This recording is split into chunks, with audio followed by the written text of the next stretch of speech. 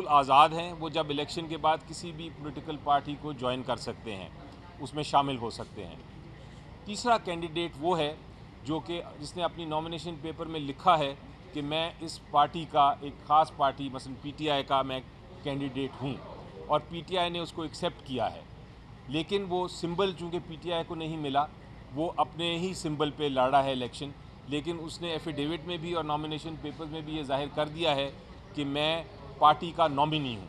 ये जो nominee candidate है, इसको भी पार्टी का कैंडिडेट समझा जाएगा, बेशक वो पार्टी के सिंबल के बगैर लड़ रहा है। इसलिए कल को जब इलेक्शन होगा तो वो पार्टी का ही कैंडिडेट समझा जाएगा और पार्टी का ही मेंबर समझा जाएगा पार्लियामेंट में।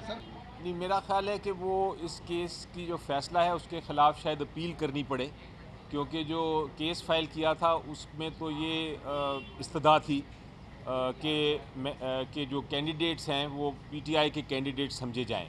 तो अदालत ने अगर उस पर फ़ैसला नहीं किया, मेरा ख्याल है अदालत को ही फ़ैसला करना पड़ेगा अल्टीमेटली। तो मुझे यकीन है कि बहुत जल्द उस फैसले के ख़िलाफ़ भी अपील फ़ाइल की जाएगी।